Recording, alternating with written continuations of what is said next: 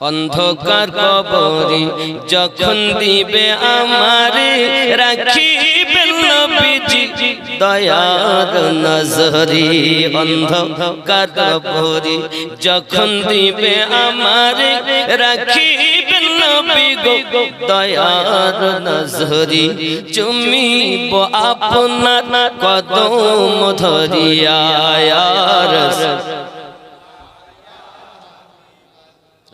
या रसूल अल्लाह।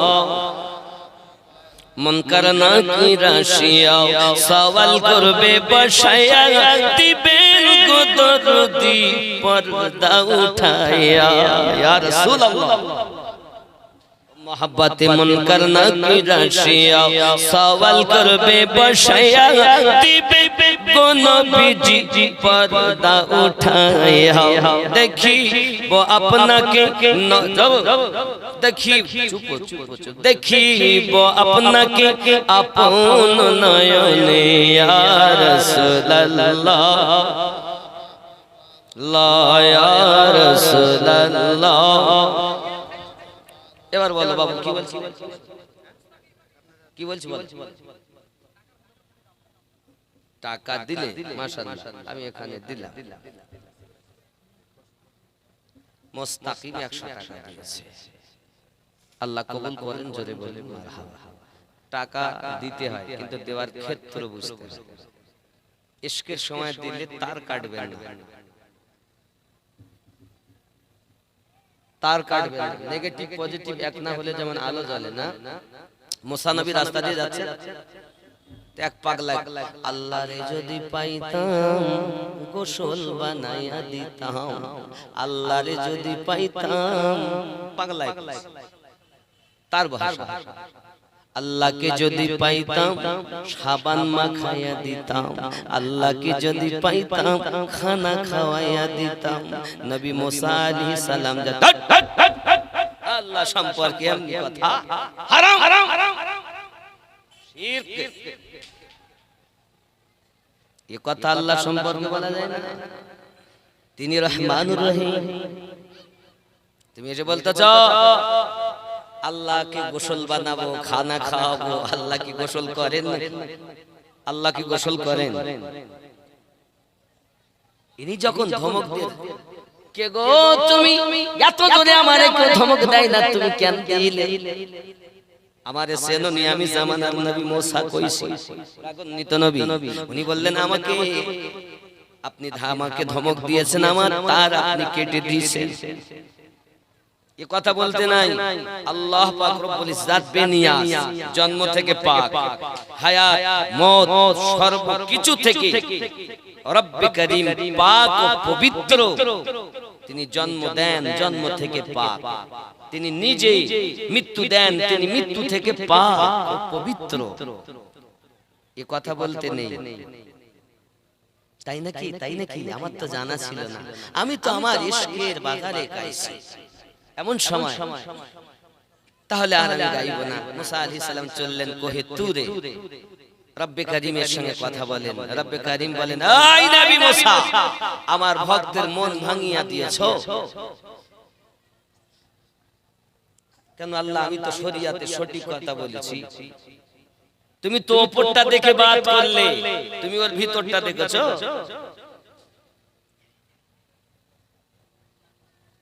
যাও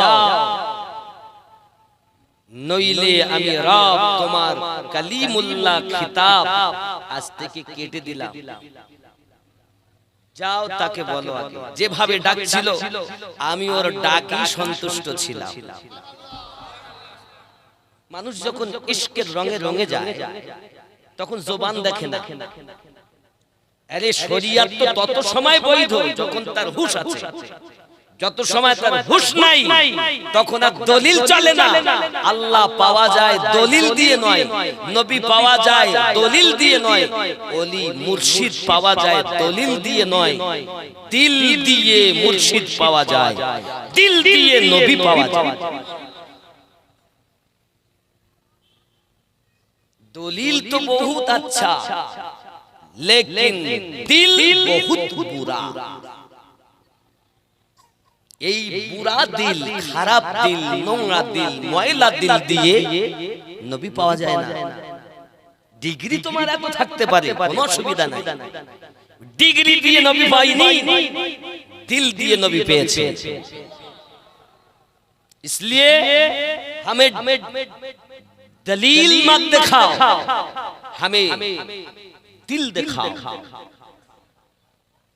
इसलिए मैं यही कहता हूं, मुझे दलील से बात मत करो, मुझसे बात करना है तो अच्छा वाला एक दिल से बात, प्यार से बात करो। ये प्यार हमारे अंदर कम है। जय हो बाबा जी।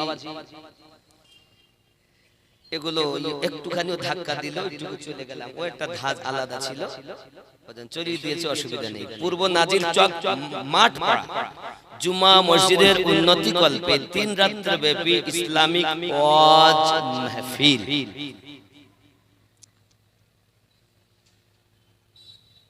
স্থান পূর্ব নাজির চক মাঠপাড়া পঞ্চায়েত মোড় সংলগ্ন ময়দান, পূর্ব নাজির চক রানীতলা মুর্শিদাবাদ। সম্মানিত নির্বাচিত আজকের জালসার স্বনামধন্য সভাপতি মাওলানা মোহাম্মদ রেজাউল করিম সাহেব কেবলা দামাত বরকাতুল আলিয়া এবং উক্ত জালসায় প্রধান অতিথির আসন অলংকৃত করেছেন যিনি জনাব মাওলানা মোহাম্মদ বদরুল আলম মুজাদ্দিদি রিজভী সাহেব মাদ্দাজিল্লাহুল আলিয়া। আল্লাহ পাক ওনার হায়াতে তাইয়্যিবা দান করুক, জোরে বলি আল্লাহুম্মা আমিন। আমি খাকসার গুনাহগার, আমার আগেই বক্তব্য রাখছিলেন জনাব মাওলানা মোহাম্মদ মিজানুর রহমান মুজাদ্দিদি সাহেব গোবরা। লিখিত অলিখিত ওলামায়ে কেরাম, হুজ্জাজে কেরাম, সম্মুখে বসে থাকা দিনদার আল্লাহওয়ালা ভাই বাবাজিরা, কচি কাচারা, স্নেহময়ী মমতাময়ী আম্মা ও বোনেরা, মহান আল্লাহ পাকের দয়াতে, রাসূলে পাকের মায়াতে পবিত্র ওয়াজ মাহফিলে উপস্থিত হতে পেরেছি, এজন্য শুকরিয়া জ্ঞাপন করি, উচ্চ কণ্ঠে বলি আলহামদুলিল্লাহ। পরে পরে নবী ও কওন মাকা রাহমাতাল লিল আলামিন, রাহাতিল আশিকিন, সিরাজাম মুনীরা পয়গম্বর, নবীদের সরদার, আহমদে মুখতার, উম্মতের গমখওয়ার নবী মুহাম্মদুর রাসূলুল্লাহ সাল্লাল্লাহু আলাইহি ওয়াসাল্লামের উপরে লাখো কোটি দরুদ বৃষ্টির ন্যায় বর্ষিত হোক, জোরে বলি আল্লাহুম্মা আমিন। জন্ম আমার নবীর যুগে হলে কেমন হতো, জন্ম আমার নবীর যুগে হলে কেমন হতো, দুই নয়নে রসূলে পাক দেখিলে কেমন হতো, জন্ম আমার নবীর যুগে হলে, খুব মোহাব্বতে, দুই নয়নে রসূলে পাক দেখিলে কেমন, আওয়াজ জোর হওয়া চাই, দুই নয়নে রসূলে পাক দেখিলে কেমন, জন্ম আমার নবীর যুগে এই আওয়াজ হবে না, প্রেমিকের আওয়াজ এমন নয়, প্রেমিকের আওয়াজ আলাদা। ইশক জব আওয়াজ দেতে इश्क कुर्बानी मांगती है, क्या क्या है तुमने, कुछ नहीं। इश्क के रसूल में आवाज भी नहीं दे पा रहे हो और आशिक के रसूल दावा करते हो, घिन आनी चाहिए, जोर से बोलो। दुई नयने रसूले पाक देखिले केमन, জন্ম আমার নবী যুগে হলে কেমন আসতো ভেসে হযরতে বেলালের মধুর আযান যে আযানে ছিল এমন প্রেম মুগ্ধ রহমান দয়ার নবীর পিছে নামাজ পড়িলে কেমন হতো কেন গো দুই নয়নে রাসূলে পাক দেখিলে কেমন জন্ম আমার নবীর যুগে হলে কেমন ছিল দৃশ্য মদিনার দেখছেন সব সাহাবী খেলছে নাতি হাসান হোসাইন পাশে দয়াল নবী কেমন ছিল দৃশ্য মদিনার দেখছেন সব সাহাবী খেলছে নাতি হাসান হোসাইন পাশে দয়াল নবী নবী ডাকছেন নাতি হাসান শুনিলে কেমন হতো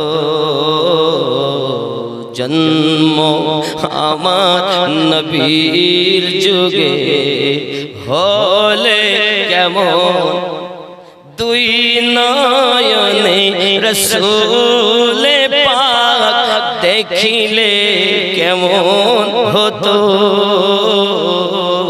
জন্ম আমার নবীর যুগে হলে কেমন হতো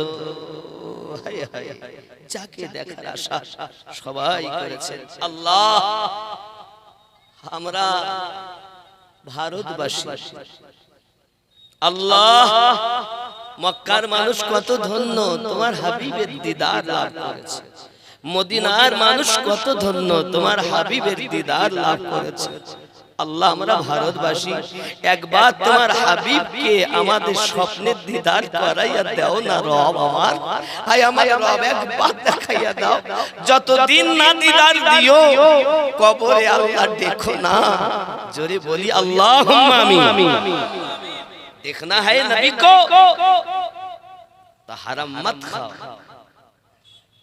नबी को देखना है सच बोलो रसूल की जियारत नसीब करना है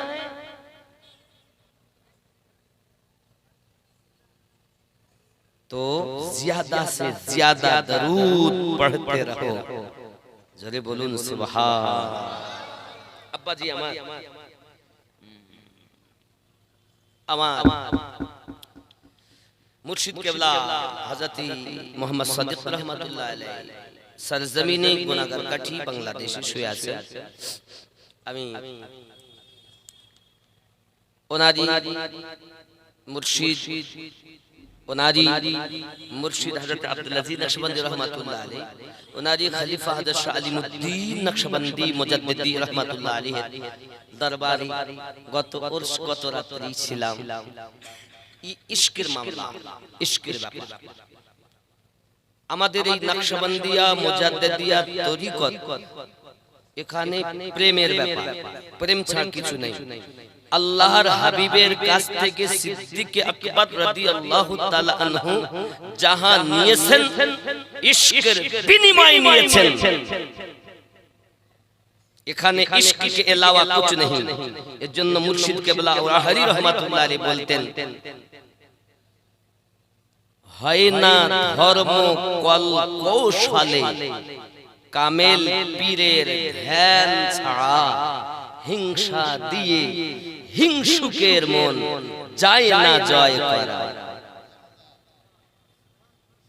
ওয়াহারি রহমাতুল্লাহ আলাইহির কথা, আরে যে মেনেছে সে পেয়েছে, আর নইলে সব আব্বা আমার।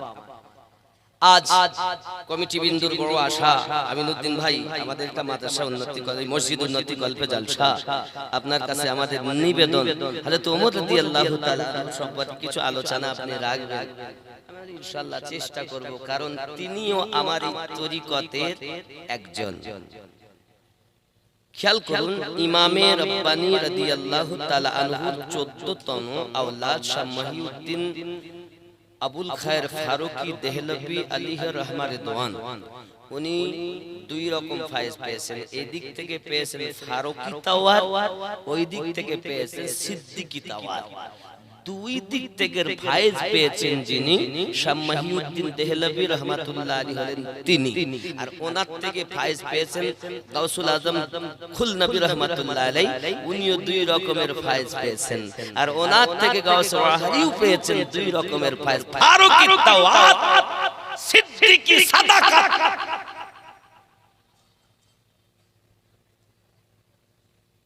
ফারুকি আজমের কথা তো বলতেই হয়, जिसकी पावर है, যার ক্ষমতা এমন, একদিন ফজর নামাজের পর ওমর রাদিয়াল্লাহু তাআলা আনহু ওয়াজ করছেন, শ্রোতারা শ্রবণ করছেন। এমন সময় সূর্য উঠে গেছে ওয়াজ করতে করতে। এই সূর্য উদিত হওয়ার পর সূর্যের যে কিরণ ফারুকের গায়ে লাগছে, তো ফারুক একটু গরম নজরে সূর্যের দিকে তাকিয়েছেন। সঙ্গে সঙ্গে মহান আল্লাহ ফারুকে আজমের দৃষ্টি শক্তিতে আল্লাহ সূর্যের জ্যোতি কমিয়ে দিয়েছে। তিনি ফারুক जिसकी निगाह से सूरज की रोशनी गई, वो तेरे मेरे तरीकत के रहबार है।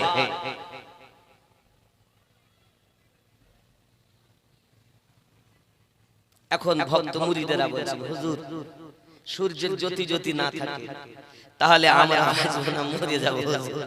ইয়া হয় না, সূর্যের জ্যোতি কমে গেল, সকাল হইতে হইতে অন্ধকার হয়ে আসি, জ্যোতি কমে গেল। ফারুকে আজম মুস্কে হেসে বলছেন, তাই নাকি, তাই নাকি। এইভাবে মুস্কে হেসে সূর্য দিকে তাকিয়েছেন।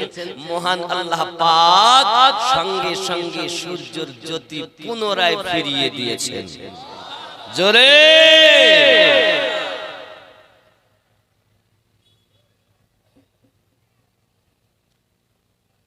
इश्क के अलावा कुछ नहीं, इश्क की नहीं जाती हो जाती,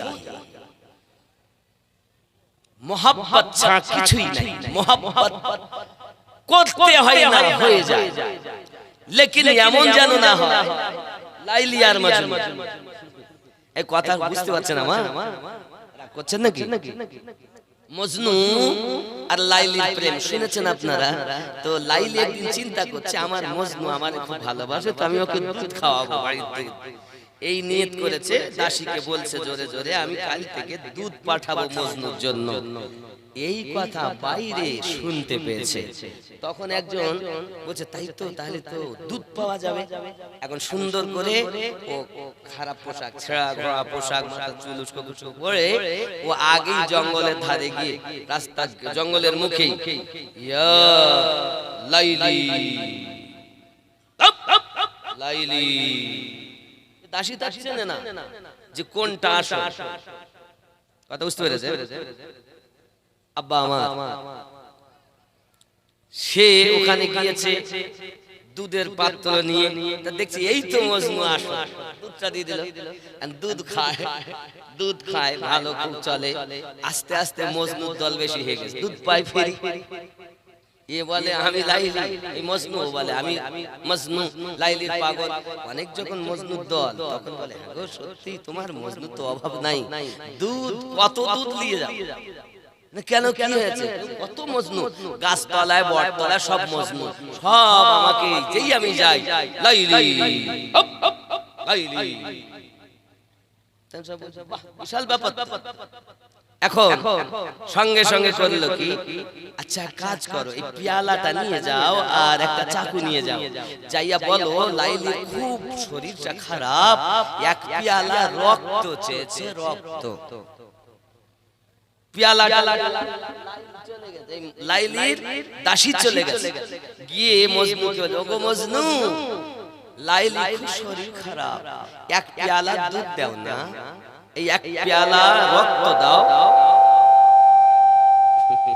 ভয় খাওয়াবেন না বাপ, এটা মানে ঠুস করলে ভয় লাগে, আর এমনি যা দেশকালের হালাল বলবেন না। আব্বা আমার এমন সময় মজনু বলছে, মনে করছে দুধ আনছে, আজকে বলছে পেয়ালাতে রক্ত দিতে হবে, এই দেখো চাকু পাঠিয়েছে, তোমার দেহের রক্ত দাও। তখন বলছে, আমি ওই মজনু নই, রক্তের বিনিময়ে দুধ খাবো, আমি ওই মজনু আমি ওই মজনু না যে রক্তের বিনিময়ে দুধ খাবো। বাবা আমার যার কাছে যাই কেউ আর রক্ত দেয় না, এতদিন খেয়েছি দুধ, এবার আমার বার করে দেবে রক্ত। বলে এমন প্রেম আমরা করি না যুবক আমার, ইশক কুরবানি চাহতি হে। আপনি কি ইশক করেছেন, ইশক কেমন করেছেন? নবীর আশিক বললে তাকে আশিক বলে না, ইশক কি नहीं जाती इश्क हो जाती है।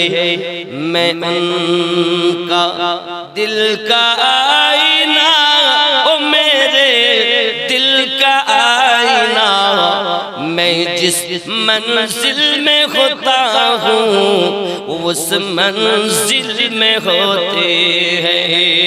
अल्लाहुम्मा सल्ली मौलाना मुहम्मद व अला आली।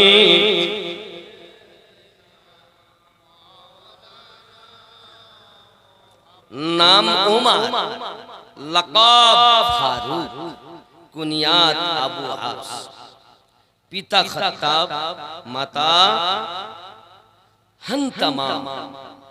বাবজি আমার খেয়াল করুন, আল্লাহ রাসূল সাল্লাল্লাহু আলাইহি ওয়াসাল্লামের জন্মে 13 বছর পর ওনার জন্ম হয়।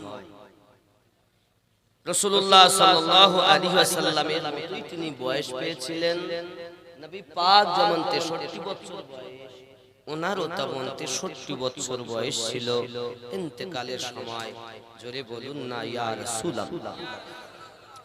বাবজি আমার গায়ের রং ছিল উজ্জ্বল গৌরবময়, টাক মাথা, গন্ডদেশ, মাংসবিহীন, ঘন দাড়ি ছিল, আর এই গোবের কানা ছিল লম্বা। বীর পুরুষ ছিলেন, যতই মানুষের মাঝে তিনি দাঁড়াতেন তাকেই মনে হতো সবার থেকে লম্বা। জোরে বলুন। তিনি জন্ম থেকে নিয়ে বাবা আমার খালিদ বিন ওয়ালিদ রাদিয়াল্লাহু তাআলা রাসূলের পাকের বিশুদ্ধ সাহাবী, এরা গোত্র থেকে মুগিরা, এই গোত্র থেকে ইনি এসেছেন হযরত ওমর ফারুক রাদিয়াল্লাহু তাআলা। খুব খেয়াল করবেন, হযরত ওমর রাদিয়াল্লাহু তাআলা আনহু জন্মের পর থেকে ওনার কাজ ছিল উট চরানো, জঙ্গল উট চরাতেন। বাবা মাইক ঠিক রাখো, সোনা আমার, মানিক আমার, কলজে আমার, কলজের বোটা। ঠিক না করলে প্রতিদিন বকতে হচ্ছে, কত বকবো, কথা বুঝেছেন? আর তারপর রাতে তো সেইভাবে রেস্ট নাই, সারা রাত দোকানে ফাতিহা, সকালেরও ফাতিহা, তারপরে কি সেইভাবে তো দিনে আরাম হয় না। আর আমি তো চলি নেব, চলায় তাই চলি, বলায় তাই বলি। এ যাহা কিছু দেখছেন আমার না আছে ইলম, না আছে আমল, না আছে কোনো কিছু, এ যা আছে সব হুজুরের দান, উনি চালাচ্ছেন তাই চলছে। ইশকের ব্যাপার, প্রেমের ব্যাপার। এই জন্য আব্বা আমার, আমি বলতে পারি নইলে আমি তো কুত্তার থেকেও খারাপ। আমি আমার পীরের দরবারের কুত্তাও যদি হতাম তাও নিজেকে ধন্য মনে করতাম। শুনে রাখো, আল্লাহর ওলির দরবারে বক্তা হয়ে গেলে হয় না, আল্লাহর ওলির দরবারে মাস্টার, ডাক্তার, এমএলএ, এমপি, মুফতি, মুহাদ্দিস হয়ে গেলে হয় না। আল্লাহর ওলির দরবারে যাওয়ার তরিকতে দুটি নিয়ম দিয়েছে। এক নাম্বার নিয়ম হলো আপনি যাবেন অগাধ বিশ্বাস নিয়ে। দুই নাম্বার নিয়ম হলো দরবারের কুত্তার থেকেও নিজেকে নিকৃষ্ট মনে করে যদি যান, এই দুটি যদি আপনার সঠিক থাকে, আল্লাহর রহমত ঝরবে আর মাজার থেকে ফায়েজ আসবে। তুমি তো মুফতি হয়ে গেছো, তুমি তো মুহাদ্দিস হয়ে গেছো, তুমি তো এমএলএ এমপি সেজে গেছো, তুমি তো বলছো হুজুরের বয়স এত, আমার বয়স 80 বছর, হুজুরের বয়স 40 বছর, আমি গিয়ে চুমা খাবো, কি বলছ তোকে চুমা খেতে খেপা? তোর তো মনই তৈরি হয়নি, মন নাই, মন থাকে কচুর বনে, কি করব সিংহাসন, পাচায় গু আল্লাহ, ও করে লাভ নাই। যার মন ভালো তার জন্য মুর্শিদ নাজাতের কান্ডারি, তার জন্য মুর্শিদ সবকিছু। জোরে বলে, আমার কথা বুঝতেছে? জি আব্বা। হযরত আমিরুল মুমিনিন রাদিয়াল্লাহু তাআলা আনহু পৃথিবী সরজমিনে রাসূল পাক সাল্লাল্লাহু আলাইহি ওয়াসাল্লামের জন্মের 13 বছর পরে জন্ম নিয়েছেন। আব্বাজি আমার তিনি এমন একজন সুঠাম দেহের মানুষ ছিলেন বাবা, গায়ের রংটাও খুবই সুন্দর ছিল, দেখতে খুবই ভালো মানুষ ছিলেন বাবা। উচ্চারণ হলো ওনার কাজ, পৃথিবী সরজমিনে তিনি উচ্চারিয়ে থাকতেন বাবা। আমার কোন রকম যদি দেরি হতো, ত্রুটি হতো, ওনার পিতা ওনাকে আঘাত করতেন। হযরত ওমর রাদিয়াল্লাহু তাআলা আনহু একদা পিতার অত্যাচারে জর্জরিত হয়েছেন। ওরে আমার সোনা মানিকেরা, আমার বন্ধুগণেরা, বাবারা ভালো করে মাথায় রাখুন, হযরত ওমর রাদিয়াল্লাহু তাআলা আনহু এমন একজন ব্যক্তি পৃথিবীর সরজমিনে যার মতো আপনার কিনা ব্যক্তি ওই আপনার দেখা যায় না মক্কা নগরেতে। মক্কা নগরে ওমর রাদিয়াল্লাহু তাআলা আনহু আস্তে আস্তে যখন আপনার বড় হলেন, জওয়ান হলেন, আবু জাহেলের মতো দুশমন আব্বা আমার মক্কা নগরে রাসূল পাক সাল্লাল্লাহু আলাইহি ওয়াসাল্লাম ইসলামের দাওয়াত যখন দিতে আরম্ভ করেছেন বাবা, সঙ্গে সঙ্গে আমার নবী পাক আঘাত করে বিভিন্ন ভাবে, আল্লাহ পাকের রাসূলকে অত্যাচার করে আবু জাহেল বিভিন্ন ভাবে। কখন আমার নবী নামাজ পড়তেছেন, গায়ে পিঠের উপরে পচা উটের ভুঁড়ি আপনার পিঠের উপরে চাপানো হয়েছে, যে ঘরে আমার নবী আপনার নবী আরাম করতেছেন, ওই ঘরে দরজার কাছে আপনার পচা ভুঁড়িগুলো, নোংরা ময়লাগুলো আপনার রেখে দেওয়া হয়েছে। নবী তো জাহান সাল্লাল্লাহু আলাইহি ওয়াসাল্লাম ঘর মুবারাকা থেকে বাইরে পার হয়ে ওই নোংরাগুলো নিজ হাতে পরিষ্কার করে আল্লাহ পাকের দরবারে ফরিয়াদ করছেন, আল্লাহ মক্কা নগরে আমি নবীকে যারা চেনে নাও তাদেরকে আল্লাহ তুমি ক্ষমা করে দাও।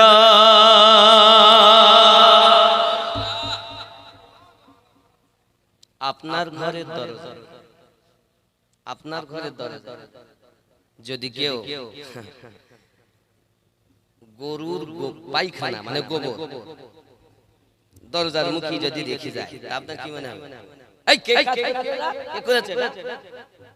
যদি কেউ বলে হ্যাঁ ওই আমিনুদ্দিন করেছে, তখন নামে বিচার হবে না? হবে না? আব্বাজি আমার যদি কখনো মক্কা নগরে যাওয়ার আল্লাহ পাক নসিব দান করেন, মক্কা নগরে যাবেন, খানায় কাবার পরে আপনি মাকামে ইব্রাহিম দেখতে পাবেন।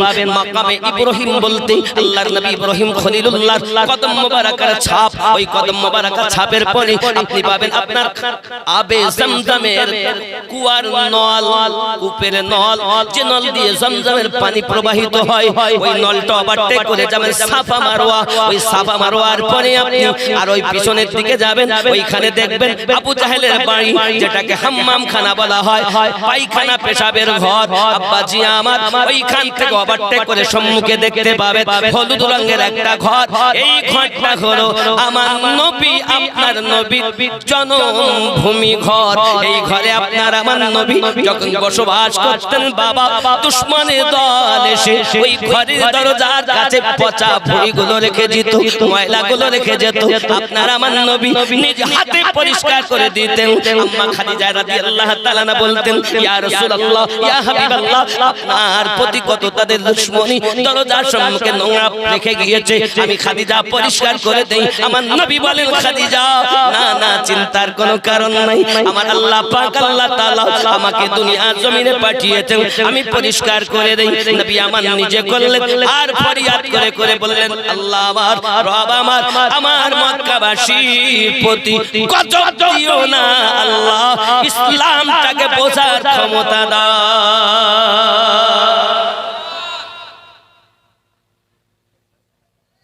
তিনি আমাদের নবী, আল্লাহ হলেন রহমানুর রহিম, আমাদের নবী হলেন রউফুর রহিম। জোরে বলে रब है सबके लिए रब्बुल आलमीन, इन्हीं होलेन रहमतल लिल आलमीन। वो रब है, ये वो रहमत है, वो खुदा है, ये मुस्तफा है, वो ला शरीक है, ये बेसया है, ना उनका कोई शरीक है, ना इनकी जैसा कोई बनने में ये बेमिसाल, बनाने में वो लाजवाब। जरे बोले কথা কি বুঝতে পারছেন? আব্বাজি আমার সোনা মানিকের ভালো করে মাথায় রাখুন, পৃথিবীর সরজমিনে একদম ভালো মানুষ হতে হবে, ভালো মানুষ হতে হবে। ভালো মানুষ হতে গেলে নিজেকে ভালো হতে হবে। আপনি হয়তো বলবেন আমিনুদ্দিন ভাই আপনি উঠে থেকে ভালো একটা মনের কথা বলছেন, এই কারণে। আচ্ছা আমাদের এটা পশ্চিম বাংলা, এই পশ্চিম বাংলার রাজধানী কোথায় গো? জি, পশ্চিম বাংলার রাজধানী ভগবানগোলা। তো কোথা? কোন কথা? কোনি কথা বলে, কোন খাতা? কলকাতা অথবা কলিকাতা। পশ্চিম বাংলার রাজধানী, আর ভারতের রাজধানী দিল্লি, দেহলি যাই বলে, যেটা বুঝলে। তবে মনে রাখবেন যেই দিল্লি বলুক আর দিল্লি বলুক, ওই মন ওইদিকে টেনছে, এখানে না, ওই সেই দেশে, নাকি বলেন? আর এই যে দেহ রাজধানী, এই দেহ রাজধানী, এই দেহ যে দেশ, এই দেহের রাজধানী কোথায়? কথা বলে জোরে সবাই একসঙ্গে বলেন না। হৃদয়, হৃদয়, কল, অন্তর। আল্লাহ পাক রব্বুল ইজ্জাত বলেন আমি মানব দেহের ভিতরে একটি রাজধানী দিয়েছি, রাজধানী যদি ভালো হয় পুরো দেহ ভালো হবে। ওই রাজধানীটার নাম হলো কলব। জোরে বলে সুবহানাল্লাহ। এই কলবের রোগ হলো 14টা। কটা? আমার এই ওয়াজ বলা সব মৌলবীরা করবে না, এরা শুধু ওয়াজ করে ফজিলাতের ওয়াজ। ডান পা দিয়ে মসজিদে উঠলে এতটা নেকি, বাম পা দিয়ে হাগার ঘরে গেলে এতটা নেকি, পেশাবের দোয়ায় এতটা নেকি, পায়খানার দোয়ায় এতটা নেকি, মসজিদে ঢোকার দোয়ায় এতটা নেকি।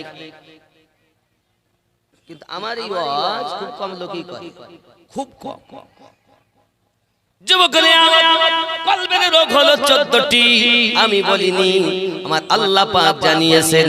এই কলব যার পরিষ্কার হয়ে গেল ওই ব্যক্তি একজন সুপারম্যান হয়ে গেল। কলব যাহার ভালো, দেহ তার ভালো, মন যাহার ভালো, সবকিছু তার ভালো। মন যার ভালো, ইবাদত তার ভালো, মন যার ভালো, দান তার ভালো, মন যার ভালো, কথা তার ভালো, মন যার ভালো, সবকিছু তার ভালো। ঠিক না বলে? এই কমিটি জালসা দিয়েছে, আমাকে 30,000 টাকা দিয়েছে। কত কথা বলে? আমি 30 করে নিয়েছে বলবে, বলে বাবা এরপর তো আমি 50 করে নিব, পায়ে ধরে নিব। তাও কেন নিব বাবা? আপনার টাকা নিয়ে আমি সব খাই না গো। একটা প্রতিষ্ঠান তৈরি করছি আহলে সুন্নাত ওয়াল জামাত, হয়েও গেছে, মাদ্রাসা চলছে, কিন্তু মাদ্রাসার কাজ বন্ধ নাই, চলছে। আব্বা এই আপনাদের কালকে আমি আসার আগে ওই মাদ্রাসায় 1 ঘন্টা মাটির কাজ করিতে এসেছি। কি মনে করছেন? 30,000 টাকা দিলে 3,000 টাকা আমি নেই, 2,000 টাকা আমি নেই, যাওয়া আসা খরচা বাদ দিয়ে সব মাদ্রাসায় দেই। আপনি আমার হিংসা করেন, কোনো অসুবিধা নেই, যত করবেন আমার তত লাভ। মুর্শিদাবাদের লোক গরিবকে বললে মুর্শিদ, আমার কাছে ওরাই বলতেন মুর্শিদাবাদ না, এটা মুর্শিদাবাদ মানে মুর্শিদের আবাদ। যে জায়গায় মুর্শিদ থাকে তার আবার গরিব হয় না, এটা আমার মুর্শিদ। আল্লাহ রহম করুন, জোরে বলি। আর আপনাদের আজকে মাহফিলের শেষ মোনাজাত যিনি করবেন জনাব মাওলানা মুহাম্মদ বদরুল আলম সাহেব মাদ্দাজিল্লাহ আলিয়া, তিনিও বড় এই তরিকতের একজন মহব্বতের মানুষ। জোরে বলুন সুবহানাল্লাহ। বাবা আমার এই কলবের রোগ হলো 14টা। কয়টা? ও বাবা, ইউটিউব দেখে দেখে বড় মৌলবীদের ওয়াজ শুনতেছ। নামাজ আছে, দাড়ি আছে, টুপি আছে, হজ আছে, যাকাত আছে, কিন্তু ভালো একটা মন নাই। জেনে নাও, আল্লাহ পাক বলছেন 1 নাম্বার কলবে মারিদ অর্থাৎ রুকন অন্তর, সূরা তাওবা আয়াত নাম্বার 125। ভালো করে বুঝুন। আজ আমি ফারুক আজমের করব, কিন্তু এটা অন্তরটা বলে দিই। বলবো না ছেড়ে দেব? বলবো। আব্বা আমার 1 নাম্বার কলব বললাম, কলবে আপনার কি নাম মারিদ অর্থাৎ রুকন অন্তর, সূরা তাওবা আয়াত 125। 2 নাম্বার কলবে মাকতুম অর্থাৎ মোহর মারা অন্তর, সূরা আল বাকারা আয়াত নাম্বার 7। 3 নাম্বার কলবে গাফিল অর্থাৎ গাফিল অন্তর, সূরা আল আরাফ আয়াত নাম্বার 179। কয়টা রোগ বলা হলো? 4টি। আব্বা আমার 5 নাম্বার বলা হয়েছে কলবে মুতমাইন্না অর্থাৎ শান্তিপূর্ণ অন্তর, সূরা ফজর আয়াত নাম্বার 27। যুবকরা ভালো করে বুঝুন। 6 নাম্বার কলবে মুনিব অর্থাৎ বিনতি অন্তর, সূরা কাফ আয়াত নাম্বার 33 ও 34। হে যুবক আমার 7 নাম্বার কলবে যায়েক অর্থাৎ বক্র অন্তর, সূরা আল ইমরান আয়াত নাম্বার 8। সবকিছু কোরআনে আছে, চোরেরা বলে না। নামাজ তো দিয়েছে, কিন্তু ওই নামাজে রব দেখে না, ওই নামাজে নবীও দেখে না, ওই নামাজে কিছুই দেখে না। নামাজও পড়ে আর মন মাঠেও থাকে। আছে না? সবই আমাদের মতো বক্তা চোরদের জ্বালায় আপনারা সঠিক জিনিস পাননি। দোষ আপনাদের না, আমাদের। আব্বাজি আমার ভালো করে বুঝুন। 8 নাম্বার কলবে আমা অর্থাৎ অন্তর, অন্ধ অন্তর, কলবে আমা অন্ধ অন্তর, অন্তর দেখে না, অন্ধ। তার মানে কলবে চোখ আছে। জোরে বলে। দারিমি শরীফের ভিতরে লেখা, জিবরিল আলাইহিস সালাম বলেন নবীকে যেদিন মিরাজে নিয়ে যায়, গোসল দেওয়া হয়, আমার নবী পাকের কলবে আমি জিবরিল 2 খানা চোখ দেখেছি। রাসূলে পাকের জাহিরি 2টি চোখ, কলবি 2টি চোখ। আবু দাউদ শরীফে বলা হয়েছে মোহরে নবুয়ত কে চোখ নবী আমার বলেন আমি ডাইনে যেমন দেখি, বামে তেমন দেখি, সামনে যেমন দেখি, পিছে তেমন দেখি, উপরে যেমন দেখি, নিচে যেমন দেখি, আমার কাছে কিছু লুকায়িত নাই। মা কানা মায়াকুন, সব কিছুই আমি দেখেছি। এজন্য সরকার আলা হযরত আজিমুল বরকত আলাইহি রহমান রিদওয়ান বলেছেন, और क्या और कोई गायब तुमसे नेहा हो भला, जब खुदा ही ना छुपा तुम पे करोड़ों दरूद। अरे बोलो, বুঝতে হবে, খালি পড়লে হবে না, বোঝার নাম আসে। বুখারী শরীফ যদি ইশকে রাসূলের কাছে পড়া হয় তো তোমার দেহের রোগ চলে যাবে। আর বুখারী যদি দুশমনে নবীর কাছে পড়া হয় তো রোগ আসবে। কি কি রোগ আসবে? কিয়াম নাই, দরুদ নাই, দোয়া নাই, মিলাদ নাই, নাই নাই নাই, কিছুই নাই। ও আছে শয়তান কথা। বুখারী যার কাছে পড়তে হয়, বুখারী এমন মানুষের কাছে পড়তে হয় যার কাছে পড়লে বুখার চলে যায়, রাসূলের দিদার নসিব হয়। যুবক আমার কথা রাগ করো না। 9 নাম্বার কলবে খাস অর্থাৎ বিনতি অন্তর, সূরা আচ্ছা অন্ধ অন্তরটা আয়াত বলা হয়নি, সূরা হজ আয়াত নাম্বার 46। 9 নাম্বার কলবে খাস অর্থাৎ বিনতি অন্তর, সূরা হজ আয়াত নাম্বার 54। 10 নাম্বার কলবে কাসি অর্থাৎ কঠিন অন্তর, সূরা আনআম আয়াত নাম্বার 43।